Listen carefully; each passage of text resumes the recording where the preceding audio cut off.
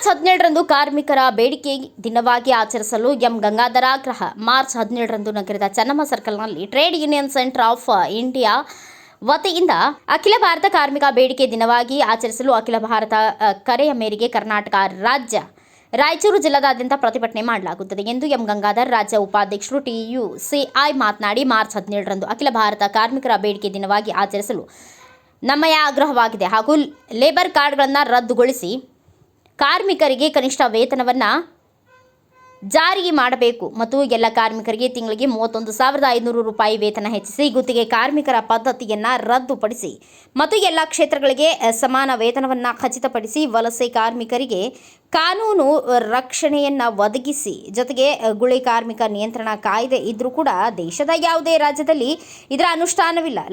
ಲಕ್ಷ ಜನ ಕಾರ್ಮಿಕ ಕುಟುಂಬಗಳು ಕೆಲಸಕ್ಕಾಗಿ ಸಾವಿರಾರು ಕಿಲೋಮೀಟರ್ ವಲಸೆ ಹೋಗುತ್ತಿದ್ದಾರೆ.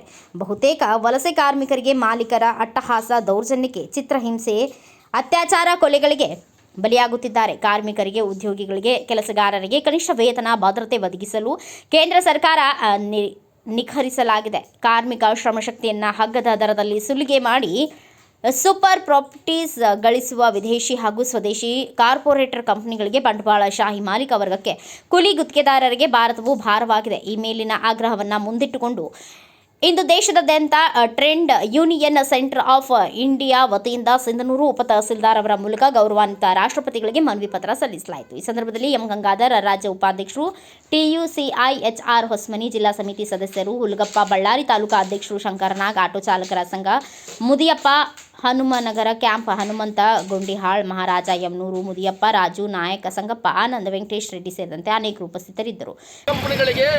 ಕಾರ್ಪೊರೇಟ್ ಕಂಪನಿಗಳಿಗೆ ಮಣಿ ಹಾಕುತ್ತಿರುವ ಈ ಸರ್ಕಾರಗಳು ಕಾರ್ಮಿಕರ ಪರವಾಗಿ ಬರುತ್ತಿಲ್ಲ. ಕಳೆದ 4 ವೇಸ್ ಕೋಡ್ ಬಿಲ್ ಕಾರ್ಮಿಕ ಸಂಹಿತೆಗಳನ್ನು ಏನು ಕಾರ್ಮಿಕರು ಹೋರಾಡಿ ದುಡಿಯುವ ಹಕ್ಕು, ಸಂಘ ಕಟ್ಟುವ ಹಕ್ಕು, ಬೋನಸ್ ಹಕ್ಕು, ಸಮಾನ ವೇತನ ಹಕ್ಕು ಏನು ಕಾಯ್ದೆ ತಂದಿದ್ರು 44 ಕಾರ್ಮಿಕ ಕಾನೂನುಗಳನ್ನು ಅಲ್ಲಗಳನ್ನು ಕೇವಲ 4 ವೇಸ್ ಕೋಡ್ ಬಿಲ್ಗಳನ್ನು ಈ ಮೋದಿ ಸರ್ಕಾರ ತಂದಿದೆ. ಇದನ್ನು ಕೂಡಲೇ ರದ್ದು ಮಾಡಬೇಕಂತ ಈಗಾಗಲೇ ನಾವು ಮನವಿ ಪತ್ರದಲ್ಲಿ ಮೆನ್ಷನ್ ಮಾಡಿದ್ವಿ. ಹಾಗೆಯೇ ದೇಶದಲ್ಲಿ ಏನು 60 ಕೋಟಿ ಜನ ಇವತ್ತು ಕಾರ್ಮಿಕರಿದ್ದಾರೆ. ಆ 60 ಕೋಟಿ ಜನರಿಗೆ ಇವತ್ತು ಅವಲಂಬಿಸಿದಂಥ ಅವ್ರ ಮಕ್ಕಳು, ಮರಿಗಳು, ಅವ್ರ ಜೀವನ ಮಾಡಲಿಕ್ಕೆ ಕನಿಷ್ಠ ಜೀವನ ಮಾಡಲಿಕ್ಕೆ ಸಮಾನ ವೇತನ ತರಲಿಲ್ಲ.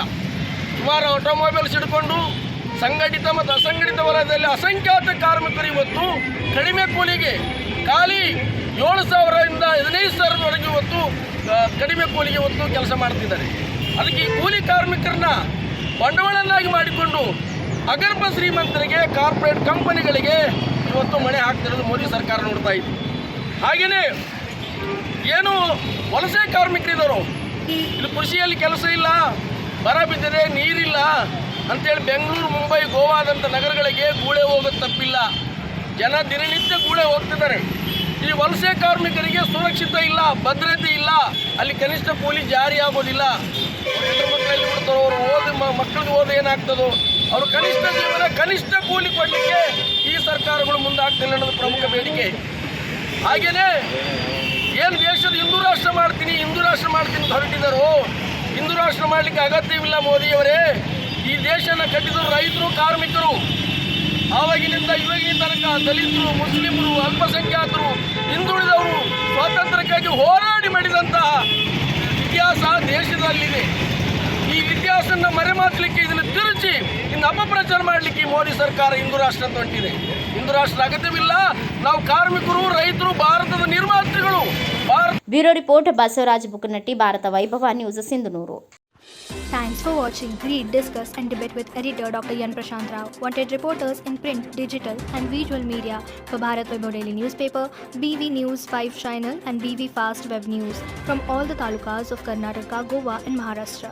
If interested, send your resume to 9019229369.